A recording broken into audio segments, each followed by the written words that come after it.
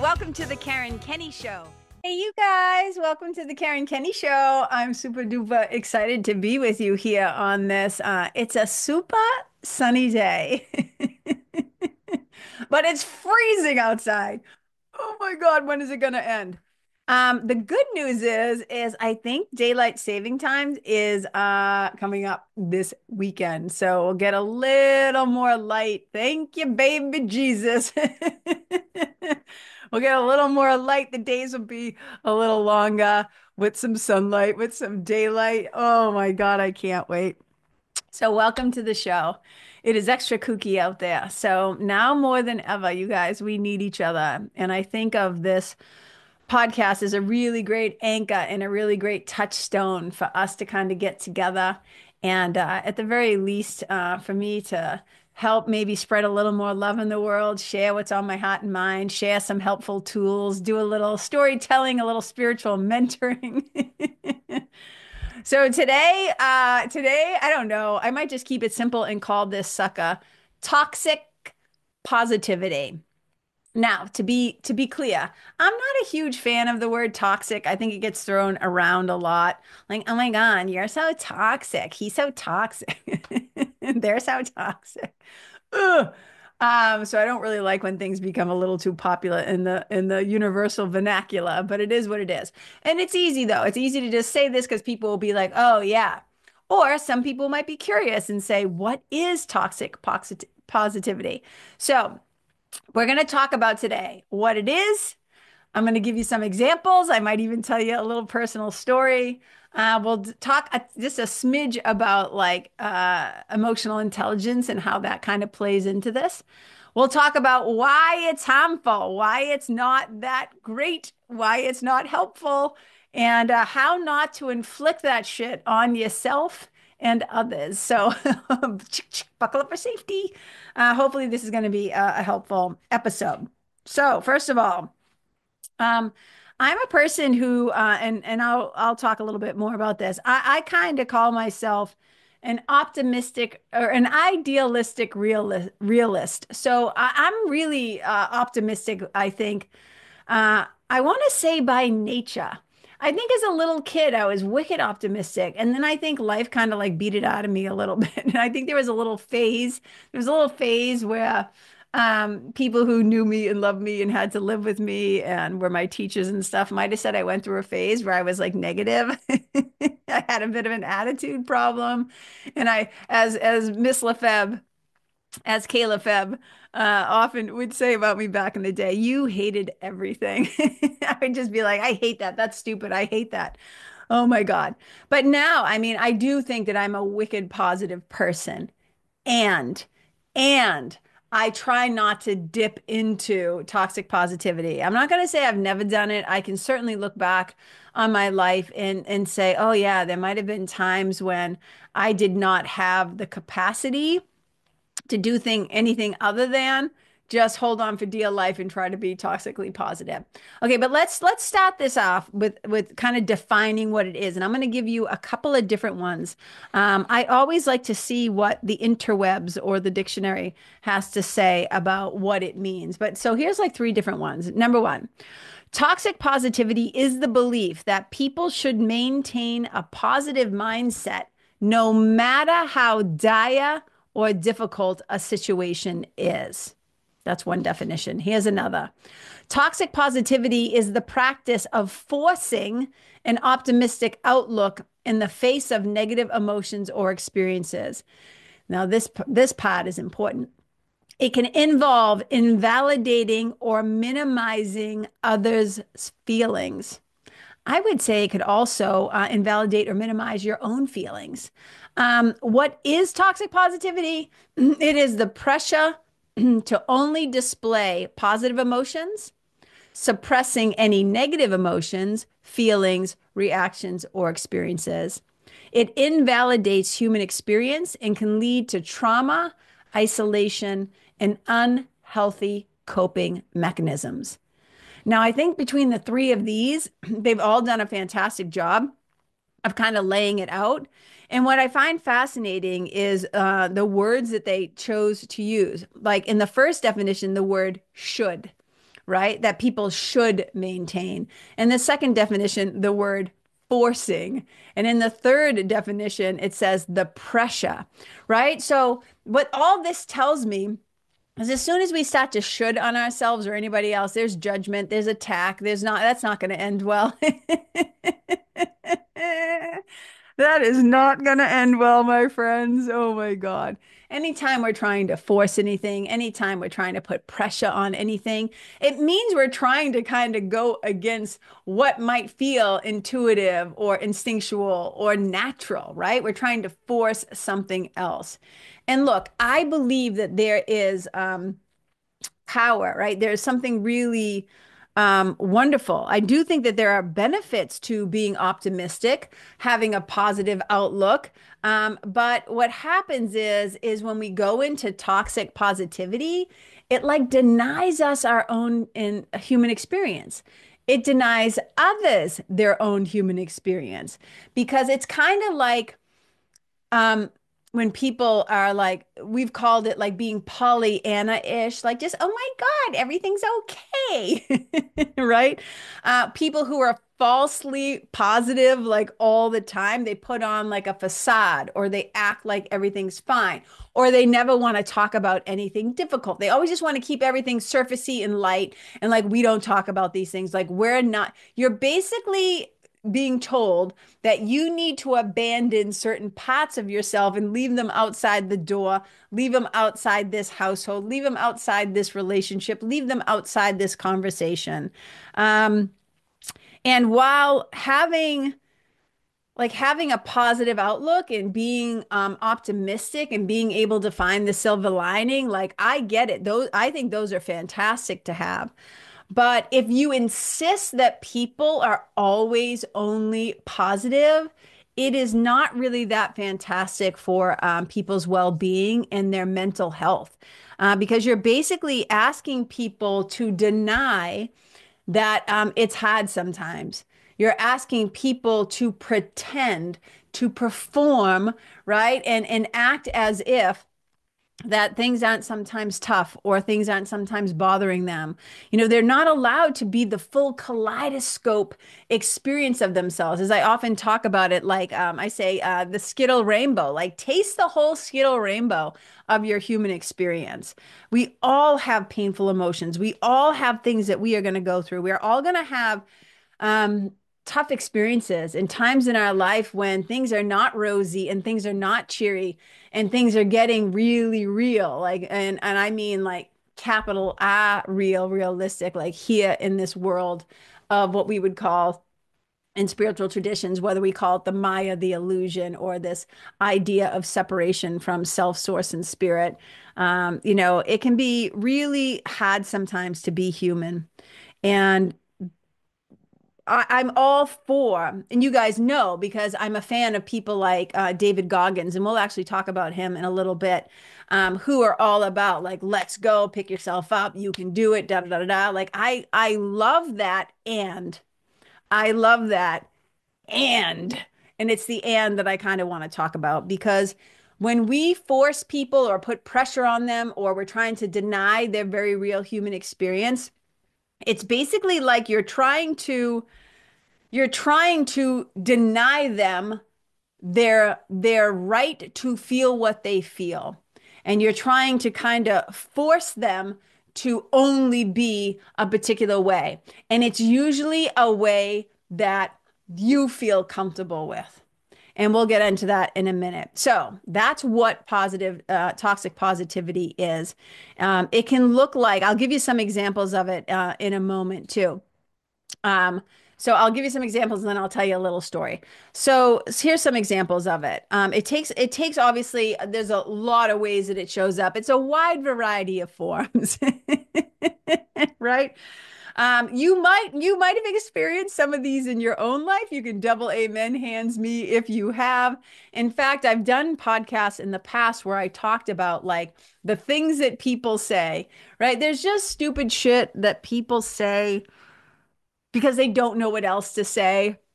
right? We're clumsy, we're human, right? I always say there's a reason why in the Catholic tradition, the Lord's Prayer, there's that line like forgive us our trespasses as we forgive those who trespass against us. Because it's built right in there. Jesus knew like they're gonna screw it up. Like, dear God bless them. They don't know what they do, right? There's gonna be some screwing up because we're human and we're fallible and we are often hijacked by our own fear and our own ego and stuff like that. Okay, but here's some examples maybe, and I jotted these down, right? Okay, something unexpected happens, something bad happens, something is going down in your life. Maybe you are going through a breakup or lost a job, or like, I don't know, like you didn't get the job, like whatever the thing is. And people will say shit to you like, oh, just stay positive. Look on the bright side, right? They're like immediately kind of bypassing any kind of sympathy. And it's really like basically what you're telling the other person is, um, I hear that you're telling me that you're struggling or you're sad or you're disappointed or you're upset. But it's like putting a big but. And that word but kind of negates anything that comes before it. It's like, yeah, that's terrible, but just look on the bright side. And the other person can end up feeling like they've been shut down, like they're not allowed to express this to you. Let's say that you're experiencing, you know, um, a divorce, or there's been a death or a loss, right? There's some grief, there's an experience, a trauma, a tragedy that's creating some grief. And people will say shit to you like, well, everything happens for a reason. And they make these statements. I mean, they make these statements because they're trying to be comforting. They don't know how to be comforting, but it's also another way of kind of like hopping over somebody else's pain, like just kind of ignoring it or pushing it to the side or into the corner of the room. And a lot of this speaks to not the person who's going through the tough time. These behaviors and patterns and ways of speaking to others and stuff like that, it's really pointing to the person who's doing the toxic positivity, their own lack. And we'll talk about that in a moment. Let's say you're trying to express what I call an uncomfy feeling. Maybe it's like anger or rage, or you're sobbing, like you get, the snot's running down and it's getting a little messy. And when you express your sadness, and you try to express your sadness or show your tears or, be really vulnerable and open about being disappointed or whatever, somebody else will say something to you. Well, happiness is a choice. Now, now, I know for a fact I have said this. And there is a part of me, though, I'm about to be annoying. I'm about to be annoying. There is a part of me that believes that in some circumstances, now I'm not talking about people who are clinically depressed and, blah, blah, blah. I'm not going there, hashtag not a therapist. But I'm just saying there are a lot of times when we do make ourselves miserable about things by the way that we insist on replaying events in our minds, obsessing about things, choosing, like sometimes we like to sit in the shitty diaper, but I'm going to put that over to the side. If you're watching this right now, you see me putting this thing over there. I'm making it that. I'm putting that over there for a moment. Okay. Because if somebody comes to you and they're really sad and they're really upset, and maybe this is like the first time that they're saying this to you, because I understand people end up getting compassion fatigue and they start to run out of patience when somebody just constantly like bitches and moans and never takes any action to try to help themselves. I'm not talking about that. I'm talking about when somebody comes to you with something real and something live and something fresh and something is happening and they're trying to express how they feel, and you just try to give them that fucking toxic positivity thing like happiness is a choice, because it basically is telling them that if they're expressing like these negative emotions, that it's their own fault. That we have this expectation on people who may or may not have the kinds of tools to do this work, because what you're suggesting to them is they just flip the script, that they find the silver lining, that they're able. I always say like I can flip a script like a motherfucker, right? Like I know how to do that. And we can't just skip over the part where there's suffering. We don't just pretend like it's not happening. That is not helpful. which is going to lead me to like, and if you can relate to any of these, just like little double amen hands, write to me, let me know. It's kind of like people cock block your full range of emotions. Like you're only allowed to be a certain way with grandma or with your father or with your siblings or with your friends or whatever. They're just like, yeah, the whole of you is not allowed here. And if this happens to us when we're little kids, we end up abandoning those more complex, because we are complex creatures. We are complicated creatures. We do have a lot of feelings. We do have like a biochemical wash of hormones that happens in our brain and in our body when we're feeling certain things, right? Just like if you've ever cried like wicked hard, afterwards you have sometimes like a sense of lightness, right? You had like that nice chemical wash like move through your body. But what these people are doing when they're being toxically positive and they're like good vibes only, don't get me started on that. But when they're, I might get started on that in a little bit. But what's happening on that is they're basically saying, nope, those aspects of you, those parts of you, which are really normal and natural, by the way, they're not allowed here. And we're going to get into why they're not allowed here. That lack in others that I was talking about in a moment. Okay, let me give you an example. So I know a lot of people who do a lot of difficult things, right? They can push their bodies, they can push their minds, they can like do like feats of like, wow, that's like amazing. Okay. So they can do a lot of difficult physical things, but asking them to do difficult emotional things, not so much.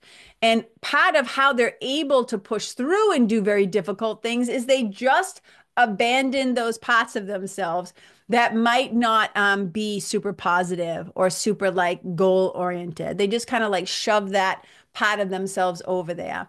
So in internal family systems work or IFS work or POTS work, some of those parts, especially those younger parts of them, the exiles, they kind of get abandoned, right? It's like, sorry, you guys aren't welcome here. Okay.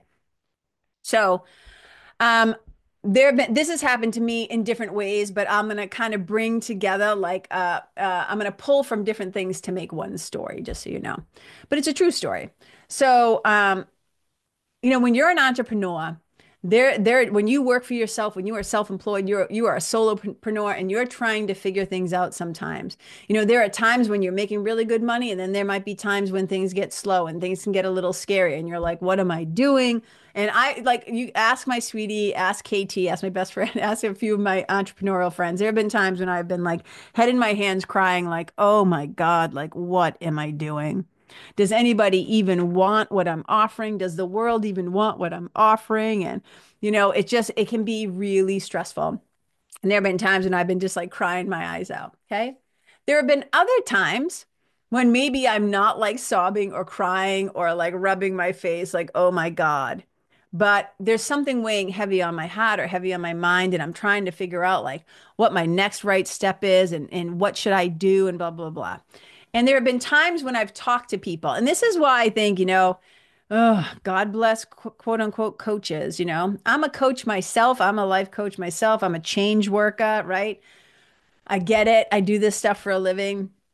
But there are some coaches that kind of force toxic positivity on you because they actually don't know how to help you. They don't know how to help you shift out of an activated state. They don't know how to help you actually do nervous system regulation. They don't know how to help you, right? To feel your feelings, to process them, and to then transform and to move on to anything. They don't know how to do the somatic work. They don't know how to do the subconscious reprogramming. All they know how to do is to just try to cheerlead you. And look, I love to cheerlead people, but giving people like a rah, rah, rah, sis, boom, bah, but you don't actually give them any tools to help themselves is not very helpful.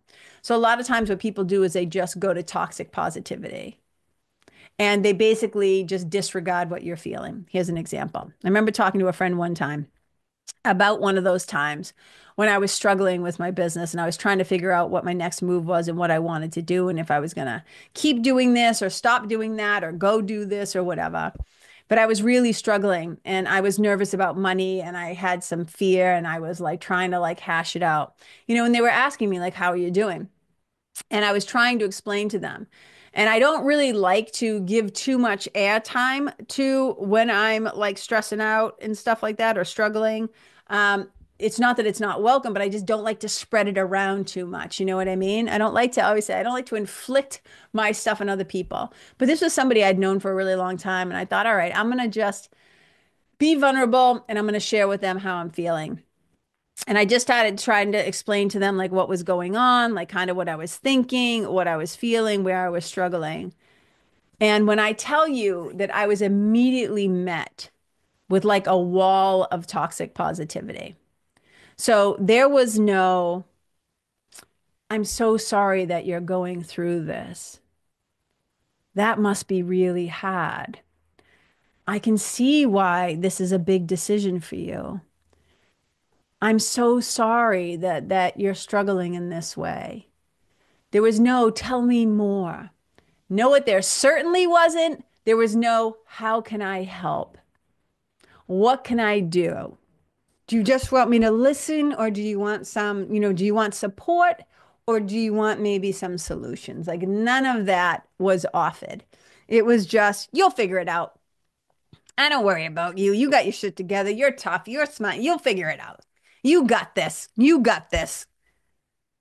At that time, the last thing I felt like, I call it standing in the hallway. We all have these times in our life when I say we're in a hallway, it's a long, skinny hallway, it's dark. Think about like Severance. Any Severance fans out there? Oh my God, I'm obsessed with this show. If you're not watching Severance, I don't even know. All I can say is start watching it. It is so good. Love this show. It's probably one of the best things I have ever seen on TV in my entire life. And I stand by that. Okay, but if you're there's an elevator, there's this hallway that leads to this elevator, and this whole hallway, all it is just like dark and black. But a lot of times I describe the hallway that I can emotionally get in and mentally get in is that it's like a long hallway. There's a bunch of doors, but everything's painted the same color. There's no numbers on the door. There's no signs on the door. I don't know where to go or what to do. I don't know which one to open. I don't know if I should sit down and cry or stand up and just start opening doors and wasting time. Like when I'm in the hallway, quote unquote, in the hallway. I might have even done a podcast on this called Being in the Hallway. But when I'm in the hallway, it's like I just feel totally like lost. When I'm in the hallway, that is when I should probably just like float. Have you ever been when you were like a kid learning to swim and you'd start to panic and you'd be trying to dog paddle and your instructor would just be like, just go on your back and float. But we didn't believe that we were buoyant enough. We didn't believe that we could do it. We were so afraid of sinking and drowning, right? So sometimes when we're in the hallway, we should float. But a lot of times when we're in the hallway, we're seeking answers. We want somebody to help us. We want somebody to guide us. And this is when having a DSP is really helpful, a daily spiritual practice, going within yourself and looking for the different guides. We all have, maybe I'll do a note to self. I'm going to write this down. Note to self, 3 inner guides. Okay, I want to talk about that later. But it's a great time to kind of go within and listen for the internal instructions, the internal teacher, the divine intelligence. But sometimes we just want somebody outside of ourselves who we consider a friend or a sweetie or a loved one or something, somebody, a coach, somebody who we quote in that moment feel like could give us some external direction. And sometimes people are just not available to you. They skip over your pain, they skip over your confusion, they skip over your suffering, and they go right into that positivity bullshit when it's not helpful. Okay. So I wrote a note to myself and I said, a lot of times this happens because they do not have their own emotional intelligence and they also don't have a willingness to be uncomfortable. They don't know how to sit with you. I said, in some cases, people don't know what else to say. They actually don't know how to be empathetic. And I think one of our greatest gifts as human beings that we can give to one another is to learn how to put ourselves in other people's shoes. Now, here's the reality. I won't ever know what it's like in this lifetime to be male, to be gay, to be black, to be trans, to be wicked rich, right? There's a lot of things, to be a professional athlete, to be a mom like of human children. I'm not going to know those things specifically and exactly, but I'm human enough. And I understand that emotions are universal, that I can do my best to try and put myself in somebody else's shoes and to be able to reflect back to them like, yeah, that must be really hard. Even if it's not actually hard for you, put yourself in their shoes where they're at with the tools they have, what's available to them. And can you empathize? Can you be empathetic to their plight, to their position, right? To the situation that they currently find themselves in? Can you meet them there? I also said if somebody doesn't know how to be with their own feelings, meaning a lot of times people will start to feel a particular way and they shut it down. They're like, nope, not doing that. They have shame about how they feel. They feel guilty for not feeling more grateful or whatever it is, for not being happy and positive, right? And they just shut it down. And if people don't know how to sit with their own feelings, if they don't know how to be with their own feelings, or even if they're not willing to feel their stuff, then it's highly unlikely that they're going to be able to hold that kind of space for you, that compassionate space that kind of allows the wholeness of you, right? Meaning, like, I don't want to say the wholeness because I mean that in a different way. The fullness of your spectrum, right? Like the full spectrum of rainbow skittle emotions. Because if they can't even hold space for their own feelings, they certainly cannot do it for you. And a lot of times that's a them problem.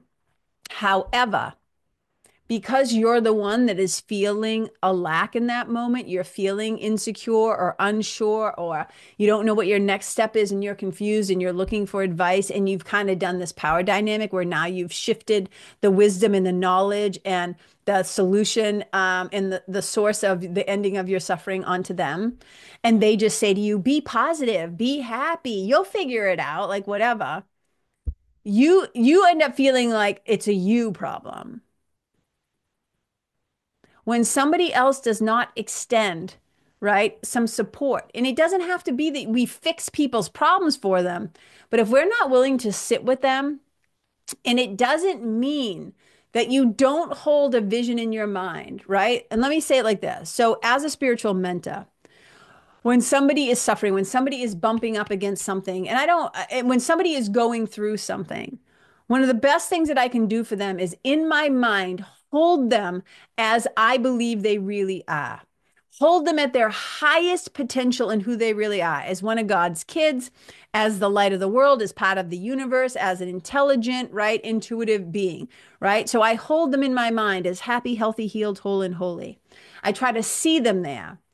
Because the best that you can see somebody in your own mind. So this is very a Course in Miracles principle. I've heard other people like John Overdurf say this as well via Melissa Tiers, right? Is that the best that you can see somebody or perceive somebody in your mind is the best that they can actually be in your presence.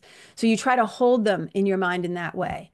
But it doesn't mean that you don't get on the floor and you don't get down in the dirt with them. And it doesn't mean that you energetically, quote unquote, energetically or mentally or whatever, right? Because when somebody is drowning, you drowning with them is not helpful.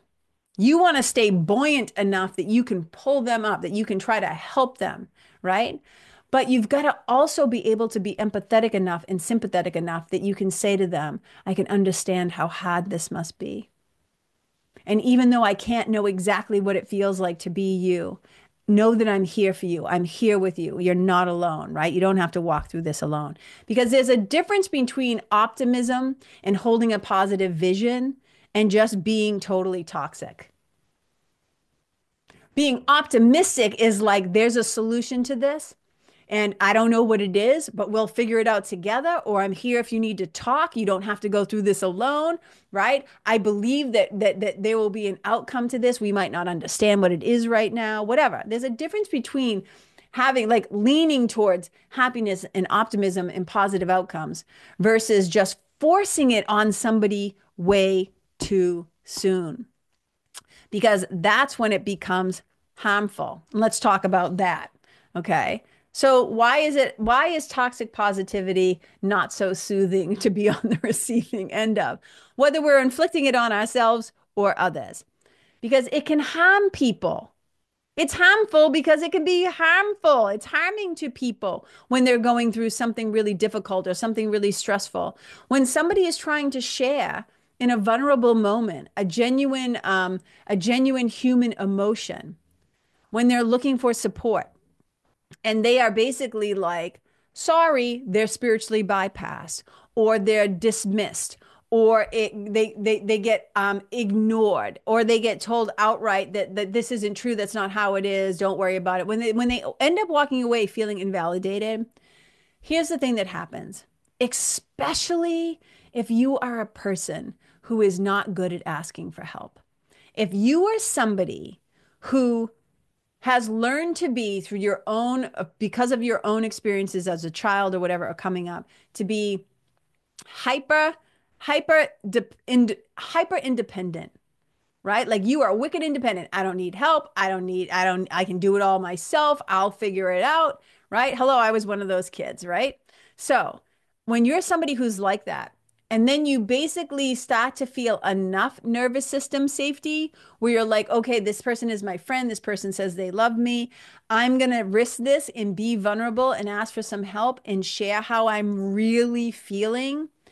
And they take a big old toxic positivity dump on you, that person might never ask for help again.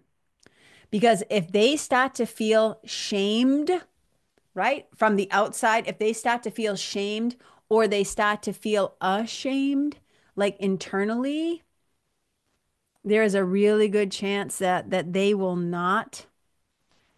tell another person again, because they're gonna be taught in that moment that what they're feeling is not allowed.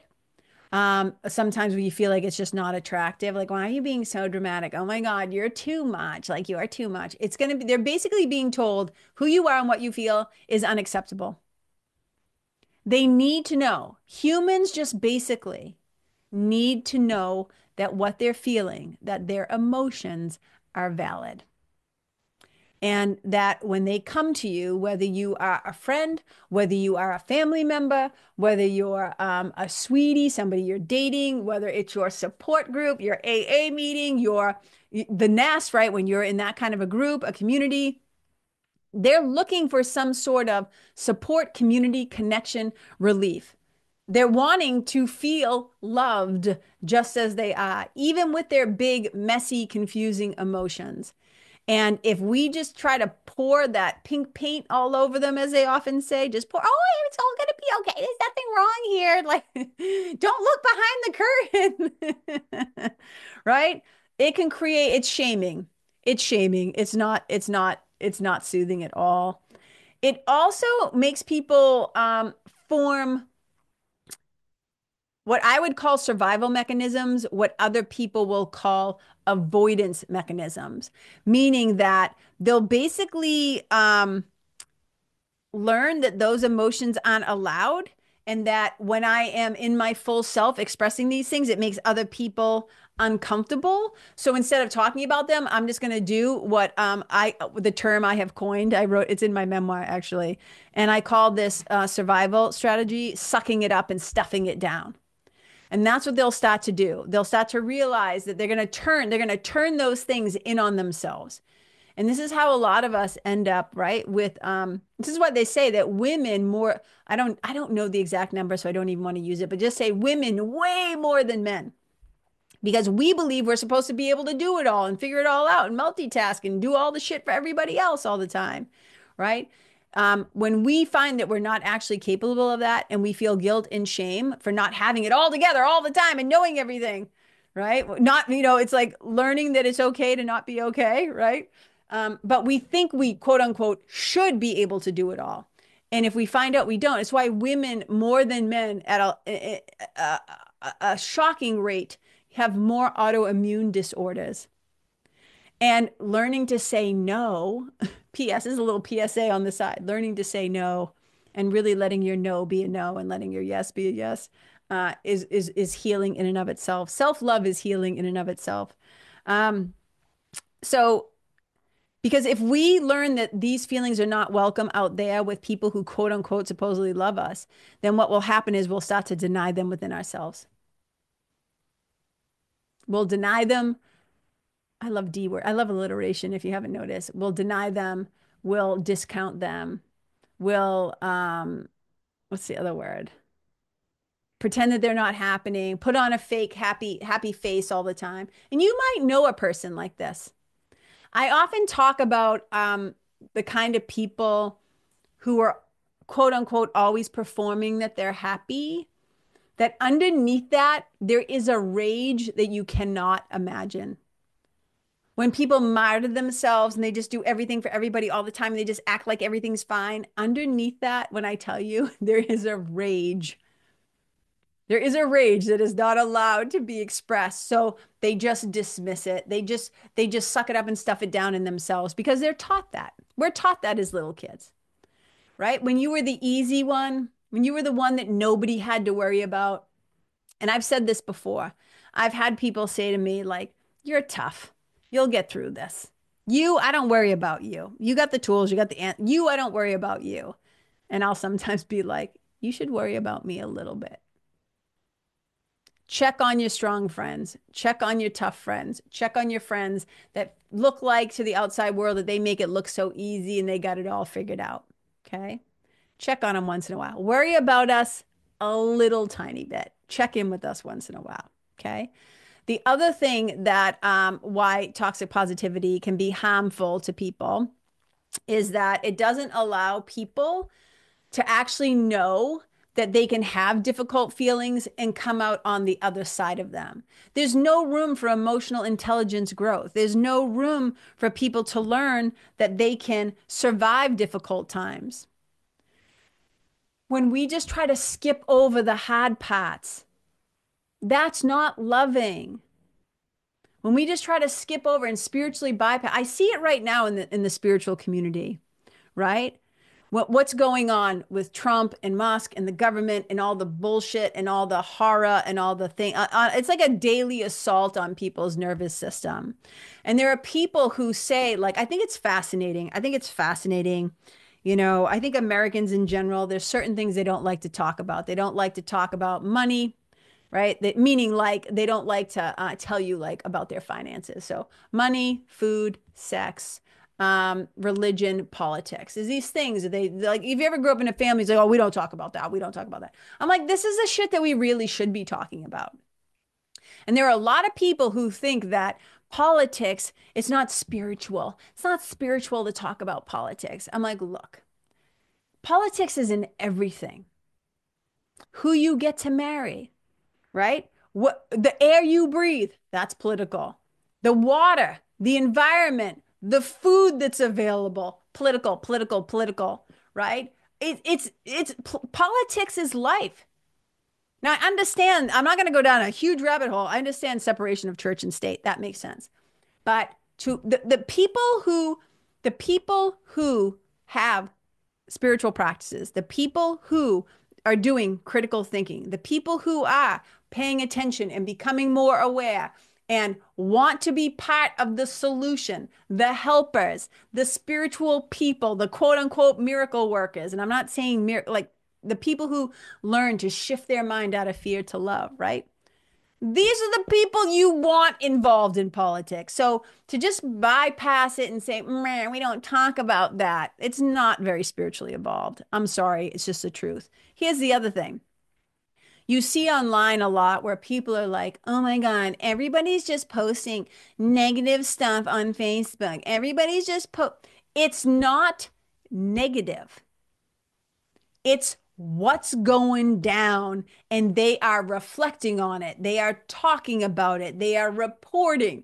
They are basically saying, hey, you might want to fact check this. I think it's so fascinating that people nowadays equate human reactions, humans' emotions, human experiences, talking about politics is negative. Oh, there's so much negativity out there. Well, if you don't think it's negative that you can't handle emotions and you can't process them, so you just try to pretend like we're just going to rah, rah, rah, sis, boom, bah, which is a great time to talk about like Goggins. So those of you who know that I love David Goggins, if you don't know who David Goggins is, you can look him up. He has a really interesting, first of all, he's a really interesting guy. former Navy SEAL, like 1,000 other things, really well known for doing like really unbelievable things with his body, ultra marathons, ultra distances. The guy like hops out of planes to put out fires. He's like been like, the forest firemen people. He's been an EMT. He's like I call him one of the ass kickers on my spiritual team. He's the one who's like, who's going to carry the boats? Right? So Goggins really doesn't allow for a lot of weakness within himself. And I think a lot of people paint a picture of him in a particular way, which is Goggins would say, go. Goggins would say, do the thing. I mean, this is a guy who runs when all of his toenails have fallen off his body and he's shitting down his own legs and he's bleeding, right? I mean, he's hardcore tough. And, and if you follow him enough and you really look at what he's saying, he's not telling other people to put themselves in harm's way all the time. The reason why he is the way that he is because he's battling himself. But he'll also talk about those vulnerable moments when he says, I get up in the morning and I sit there for a half an hour staring at my sneakers. Like I just stare at those shoes and I'm like, I do not want to put those on. Right. And then he gets up and he does it. But he allows enough of his own humanity to be seen that he's not just a robot. You understand that the way that he is now is because he is responding to, some might say reacting to, but both maybe, about who and how he used to be. And he's like, I need to stay on top of myself so I don't slip because I know if I give that motherfucker an inch, that old me an inch, we are going backwards and it's not going to end well. Right. But I don't see him as a positive vibes only. Anybody, when I see people wearing those shirts that say positive vibes only, or I see a bumper sticker inside of me, I just think to myself, run as fast as you can in the other direction, because that is for people who do not know how to sit with other people's full spectrum of who they really are. When you say good vibes only, no, I'm sorry, I'm not going to say that when the world's on fire and people are being denied the right to marry who they love and they're pulling, teaching about slavery and the truth of who we have been as white people in America when they're like, we're not teaching that anymore. We're not going to teach it because it's stressful for the kids. No, if we do not do this, we are going to end up in a shitload of trouble. If you just want to walk around being like good vibes only, white people only, we're in big fucking trouble. Oh my God. Now, I'm not saying I should right now, I'm going to make the correction so people don't come for me. I don't need the internet people coming for me. I'm not saying that positive vibes only is just a white people thing and white people are bad. And I'm not saying all that. I'm just saying you tend to see that stuff in the new age or the wellness or the spiritual, I'm doing all these air quotes, communities, right?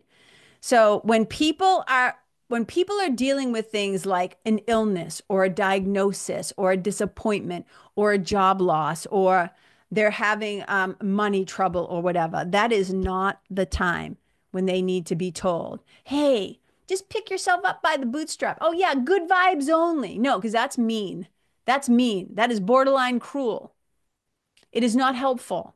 That's you inflicting your inability to sit with your own stuff, right? I remember one time, I remember one time being at the funeral of one of my uncles. And this uncle, I think he was my godfather, but this uncle was no longer married to my auntie. They had been not together for a lot of years. Um, my grandmother did not allow for any sort of weakness. This has kind of been a theme in my life with different people in my life, which is really common though for blue collar kids growing up in a mill city, right? Growing up in Lawrence, Mass. For masshole kids, none of this is unfamiliar. But my grandmother was tough.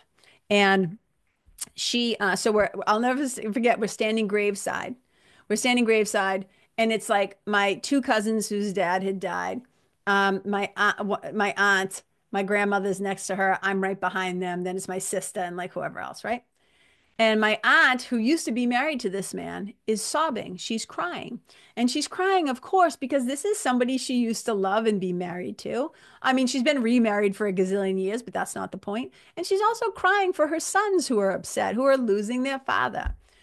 I'll never forget my grandmother leaning over, grabbing, like grabbing. I'm making a little claw with my hand and I'm making my mouth very tight. She grabbed, I'm gritting my teeth. She grabbed my aunt by the arm and she said, "You stop that crying right now.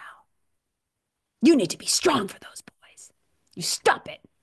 And I thought, oh, for fuck's sake, this explains so much. This explains so much about my family. Right? Not allowed. Your feelings, not okay. Not allowed. And in some cases, that kind of behavior is not only not soothing, not helpful, it's not only causes more harm, as we were talking about, that shit can be downright abusive. When you try to, there's this video, oh my God, that I saw online one time. And I know it's meant to be funny. And I know in one light you could kind of chuckle at it and it's like, da, da, da. But when you really break down kind of what seems to be happening, there's this little girl in this video, and I don't know if she was told no or whatever the thing is, but like she's crying and she's like really crying and she's feeling her feelings. But then something happens. I don't know if the parent says something, but as she's crying, she's like, "No, I'm really happy. Like that, I'm really happy." And everybody thinks it's really funny. And I'm thinking, oh my God. Oh my God. Now, look, I'm not judging that parent. I don't really know what was going on, but my heart just kind of got like squeezed. It was like, oh, because even though this, like, or you see things where parents are trying to like talk their kids out of what they're actually feeling. It's like, here's the thing, an emotion, the science says that an emotion only takes about 90 seconds. And let's be generous and say 2 minutes, right? It takes about 2 minutes, 90 seconds to 2 minutes to literally chemically wash through you. Okay. But if this, and I'm just like, okay, let it wash through you. Now I can only speak for myself. A lot of the reasons why when I cry, if I'm crying about something I'm really upset about, because when I get angry, I cry. Obviously, when I'm sad, I cry, and also when I'm happy, I cry. But let's say I'm crying for something that's not soothing, right? There's a reason. Now, a lot of times, if I cry and just let myself really go full out for like a minute or two, right? Just really cry, I'll eventually go like, and I'll take a big breath and I'll breathe it out twice as long, and my nervous system will start to calm down and regulate. I usually will start crying again when I start repicturing in my mind the thing that upset me or rehearing in my mind. I'm basically re-triggering myself. Now, to be clear, there's caveats to this, right? Of course, if somebody just died, there's awful news. Grief is going to take as long as it takes. I'm not saying we should rush this process and time ourselves and be like, oh, it's been 90 seconds, get over it. However, just realize that a lot of times the reason why, right, in these situational things, in these little situational things, the reason why we keep crying is I jokingly say I keep triggering myself. Okay. But let's say somebody is starting to cry and you immediately, like my grandmother, grab an arm or tell them no, or you're not available. You are not open for business. If they do not feel safe because you try to toxic positivity them right out of the room, if you just spiritually bypass right over their suffering, it's not helpful, you guys. And it sometimes can be like, sometimes it's done in a really aggro way, like it's really aggressive, but sometimes it's really subtle and very passive aggressive. Like they're basically just hot potatoing it right back to you. They're just like, yeah, no, I can't do this. I can't do this. I'm not helping you.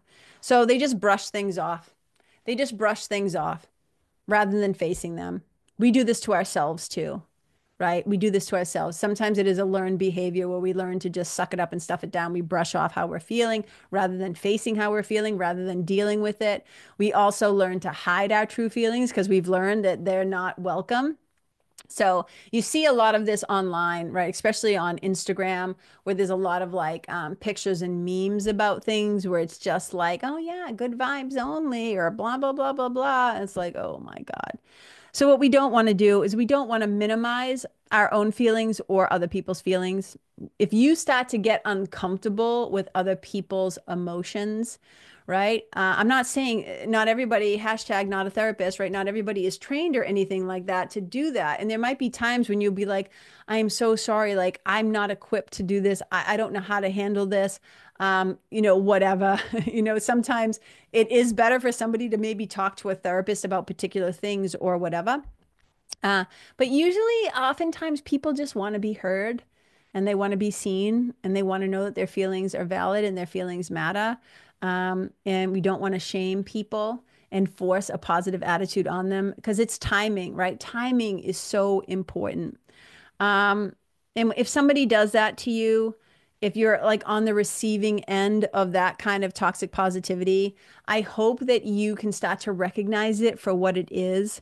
Um, I'm a fan of Stoic philosophy. But being a Stoic doesn't mean that you don't feel anything. In fact, use Stoic philosophy because they do feel so bigly, as I would like to say. They're bigly feelings. And when we're in our bigly feelings, having some tools to help us regulate our nervous system, to help us get back in our right mind, can be really powerful.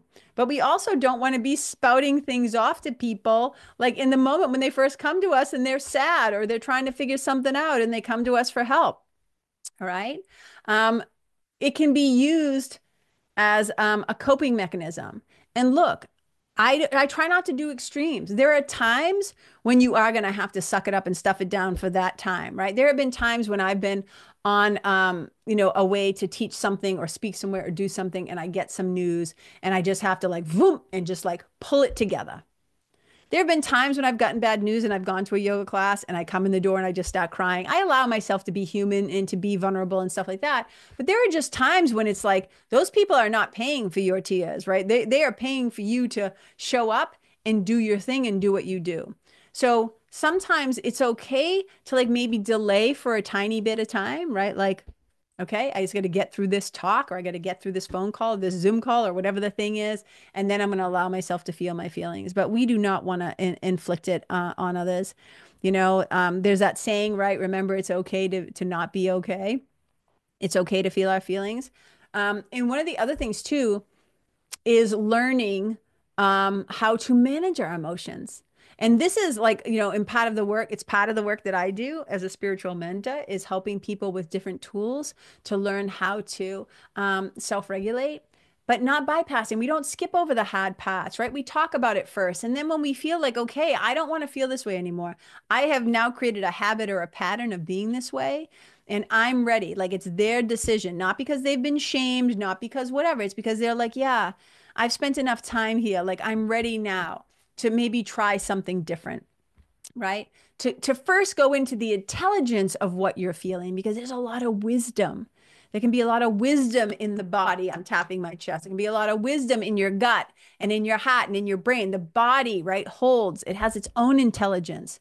And we often will cut off a lot of access to that intelligence because we've deemed it, right? We've deemed it not whatever. And you can just see it. I mean, you can just see it acting out on a larger world stage. And I always think it's hysterical, PS, that men say that women are too emotional to lead. Because if you've been paying attention, you're seeing some leaders who are losing their shit. And men, whatever. It's all a racket. It's all a racket. Okay. And we're back. Sorry, I just had to say that. And we're back. So here are the things that we want to learn to do. Become a better listener. Focus on learning how to listen to others if they come to you. Learn how to listen for yourself. Listen to what's going on inside of you. Let's not just should ourselves. Let's not pressure ourselves going right back to where we started, right? All those words. What did I say? There was a should, there was a putting pressure, there was forcing. We don't want to do that, okay? If you're somebody who doesn't have a human, like a person that you can talk to, you can always do a DSP. If you're somebody who believes in God or a higher power or the universe or a spiritual team or your angels or your ancestors, you can talk. You can just talk. This is what I think prayer is. I say this all the time. For me, prayer is just you having a personal conversation. with the divine, with source, with your creator, whatever you might happen to call it, the God of your own understanding, right? And for some of you, that might be Mother Nature, right? It might be the trees, it might be the ocean, it might be the birds. Like Saint Francis would go out and like talk to the animals, right?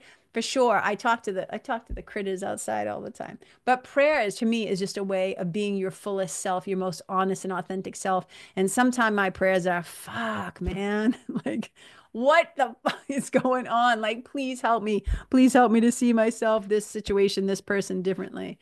Send help. P.S. Send help, you know? Um, but also, if you don't have a person that you can talk to, you can write it down. You can journal. That's another way to express your emotions if you're not able to have a human being that has the capacity to listen, right? There is a wise advocate. There is an inner teacher that lives inside of you. I like to think kind of like angels all around you, a spiritual team that is listening. And so write your feelings down, put them into words, and just really give yourself permission to, first of all, feel what you're feeling because your feelings are real and they do matter and they are important and they are valid, even if somebody else has made you feel the opposite of that, or somebody else has said things to you to make you think the opposite of that. But your emotions hold a lot of information and a lot of intelligence and a lot of wisdom if we pay attention to them. The other thing, but we got to stop before we know what we're feeling. We got to notice how we feel. So we got to slow down a little bit. Take some deep breaths. Just learn to be with what is happening and learning to kind of deeply listen to what's going on. And then one of the things that I have always found helpful, and my friend David Kessler, who is a grief expert, he's one of the leading grief experts in, I don't know, the country, the world, I don't know, whatever. He's written a bunch of books. He used to do some work with Elizabeth Kubler-Ross, written some books with her, but he has a book called Finding Meaning, all about grief. And it's like the sixth stage of grief is finding meaning. And so when we look for meaning in what's going on, what we're going through, what's happening, when we don't just assume like, oh my God, the world is happening to me and this is shit and it's all bad. When we can look for meaning, I call it sometimes like getting under the under. Um, we try to search for the meaning behind difficult situations. And I wrote this note to myself. I once heard it called tragic optimism, right? Which is like the opposite of toxic positivity. It's like tragic optimism. It's like really searching for the meaning. I often call it like the lesson or the blessing or what, and I will say this, it's not always immediately apparent. But I can look back on some times in my life when things were really challenging and really hard. And the takeaways later on is like, oh, I think I know what that was about. Or this is the meaning that I'm choosing to assign to this. And here's the other thing too. Be kind to yourself and others because we have all probably inflicted toxic positivity on ourselves or others at some point in our life. And if we can start to notice it, if we find ourselves starting to do it, just stop yourself and then just get better at listening. Really just listen without waiting just to your turn to talk. Like really listen as if you care. Imagine that. Don't pretend. Like try to show up and listen like you would want to be listened to, right? And listen with love, listen with compassion, with open ears, open hearts, open minds. You know what I mean? Okay. Um, I shared something with on social media the other day. I'm just going to read it to you really quick. And if you if you need any more, before I read that, if you need any more examples, because I was just saying, like, hey, be on the lookout for your own toxic positivity. It's like, what might that look like? And I mentioned a few, right? Like happiness is a choice. Things happen for a reason, good vibes only. You've probably heard somebody say something like, well, it could be worse. Or just stay positive. Those are toxic statements, right? Not in and of themselves, but when somebody is suffering. But here's some other things you could say. Okay. I'm listening. I'm here. You're not alone. I know this seems really bad. How can I help?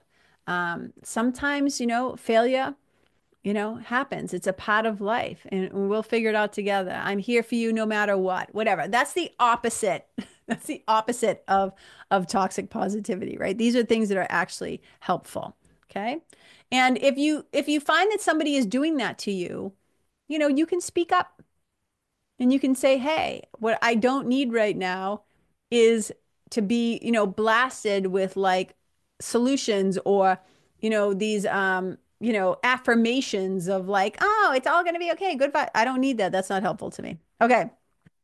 And this is what I wrote the other day that kind of was the inspiration for this whole, I'll read it fast, but this is the inspiration for this whole podcast. This is what I wrote on the other day. I said, I lean hard in the direction of happy. I'm a glass half full and annoyingly positive kind of person. I can shift my perspective and slip and flip a script like a motherfucker. So when I speak up about stuff that's happening in the world, or I do a podcast highlighting some bullshit, or I make a post about my feelings about something political, that's not me being quote unquote negative. That's me allowing myself to be fully human. That's me connecting with my shared humanity. Beware the people that want you to be positive and good vibes only all the time. That's not real and it's not realistic because we don't want to just skip over or downplay or ignore the painful, hard, dark, tough, tragic, or traumatic things that go down in this human experience because there's nothing enlightened about spiritually bypassing awful stuff. I'm not saying we should fixate on it, hyper focus on it, or build altars to worship our suffering. I'm not suggesting either that we throw a public tantrum or have a conniption fit or get ourselves in a tizzy either. And I'm also no longer interested in doing what so many of us masshole kids were taught to do as children. I've coined that survival strategy as, quote, sucking it up and stuffing it down, end quote. Those days are over, my friends. People who are uncomfortable with feeling the full skittle rainbow of their own inherent emotions will often label people who do communicate their broad range of emotions as, quote unquote, not being positive. They either don't know how to or haven't learned that we can feel things deeply, talk about them, and still kick ass. We can cry for a bit and then bounce back like a champ. My sensitivity is one of my superpowers. It's what inspires me to take action about things that matter to me and to speak up about injustices I may see. Caring about people, animals, the environment, and what's happening in other countries doesn't make you weak. It makes you human. And there is so much strength in your vulnerability. So these days, I let myself feel all of my feelings, even the ones that the positivity bros might try to shame us about. And then I use the tools that I have to help myself get back to the business of love. And that's the gig, people. That's the assignment, right? The assignment is alignment. The assignment is aligning with love. And so we got to be asking myself, is what I'm saying to this other person loving? Is it compassionate? Is it helpful? Or is it me coming from a fear space of, I don't really know how to fix this or help this, so I'm just going to blast them with positivity at a time when that might not be the most helpful thing to do. And, right now, the world needs more love than ever. I shouldn't even say than ever. There have been really scary times in the history of the world. But right now, what we all really need is a little more compassion and a little more kindness. But we also, right, need to be real about what's happening and what we're feeling. And there's a lot of people out there who are not feeling so great about what's going on, whether it's in their personal life or their professional life or what's happening in the world. And if they happen to bring it up, because here's the thing, what a lot of people forget, they think, oh, people are just talking about something to whine or to complain or to bitch and to moan and to groan and blah, blah, blah, blah, blah. But no, that is oftentimes the first step in change, in transformation, in taking action. I always say, let me feel my feelings first. Let me process them for a bit because I'm going to get back to kicking ass in the afternoon, right? But like, give me a few beats, give me a few moments to process what I'm feeling so I don't just stuff it somewhere in my body and make myself sick or make myself feeling crazy, It's like, no.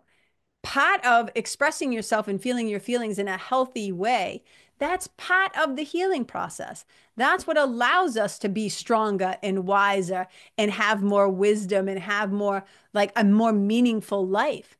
is we didn't just walk around with a mask on pretending like everything's fine, like some friggin' Stepford wife robot weirdo thing. You know what I mean? It's like, no, you know? And again, I'm not saying we just sit around in this shitty diaper whining and complaining because that's not helpful either. But there's a balance to this. And I just want you to know, like, all parts of you are welcome. And I hope you find places and people and communities where the fullness, the full rainbow skill emotion of you is welcome. And we certainly have that in the Nest, my spiritual mentoring group and community. And I would love to invite you into that if that's something that ever piques your curiosity, man. If you're ever like, you can always come and try it for a month, right? Nobody holds you hostage. Like you can come and you can check it out. Now more than ever, we need to find those little pockets, those safe places, those communities where we can be ourselves and we can talk about hard things and we can learn tools to navigate.